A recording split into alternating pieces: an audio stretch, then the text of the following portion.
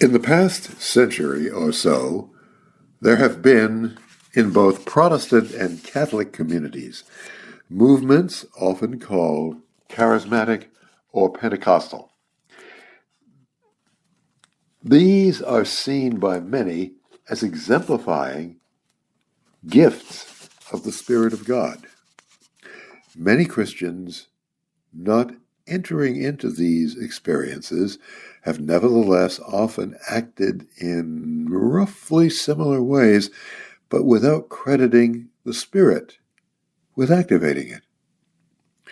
Who are they, and how do they affect the church?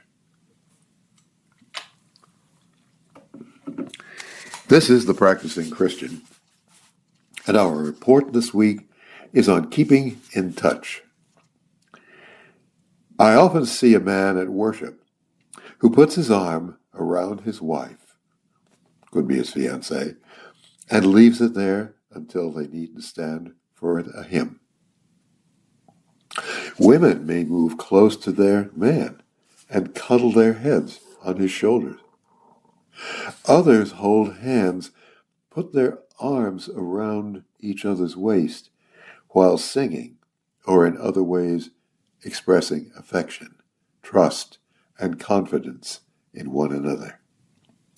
Had we been around half a century ago and more, we would have seen almost none of this.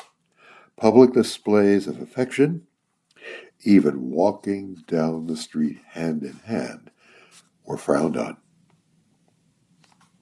I doubt that what I'm seeing could be called gifts of the Spirit, but they do represent Jesus' highest command, which was to love in some of the most important relationships we have. Then we may find ourselves doing this in the midst of his people. Good. Count up the number of times that Jesus or the apostles put their hands on others while praying for them. It's a large number. Note how even touching someone's clothing may allow a healing to be conveyed from one person to another. It's there in the Bible. Remember the soldier who pierced Jesus' side, which was done to avoid prolonging his suffering. He got as close as he could to Jesus. Think of the perhaps uncertain relics of saints that people wish to touch. Even to hold your grandmother's jewelry or knitting conveys comfort and connection with her, with past people. Looking at these things in a picture does absolutely nothing. It's the touch that matters. No one serves another the communion bread using a set of tongs. If you baptize someone, who wears gloves and pours water from a bottle? You get your hands wet and you touch the man being baptized. If the officiant at the Eucharist breaks the bread, he does so without wearing plastic gloves. Who of you taking a pressed thin wafer of flour and a few drops of grape juice from a tiny plastic cup really feels he has communed directly with his fellow Christians and come close to the living, breathing, resurrected God-man who is our Lord?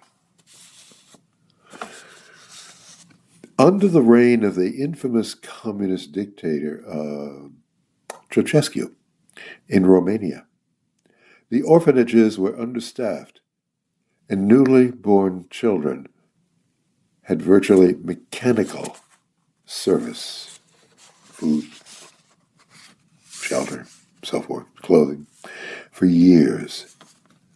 There was no time for hugs and kisses, no time for sweet songs. Thousands and thousands of these babies grew to be wary, lonely, fearful, and withdrawn men. When men become widowed, they often spend their days in dark rooms with the TV on, but the sound off, alone. Some may come and talk with them, but no one generally ever touches them. The charismatic and Pentecostal gifts of the Spirit may enrich many people. For those not in such religious communities, we must put our hands out to others, our arm around their shoulders, our warm and ungloved hand to women, food from our own hands. And do remember that every box of candy that comes to a woman is worth less than a hug, a kiss, or a hand clasp.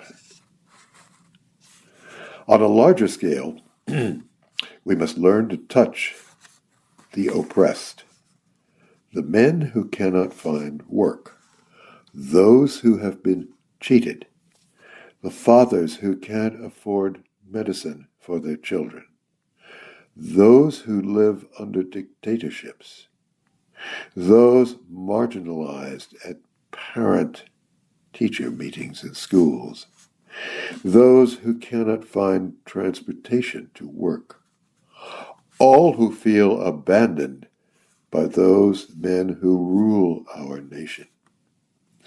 Give them your hand. Ask for their names. Sit with them and listen. Visit the sick and lift them from their beds when you can. Join hands with them when you pray. And remember that 99% of all the genes that you have in your body are in them as well. Serve then. Be the king's right arm.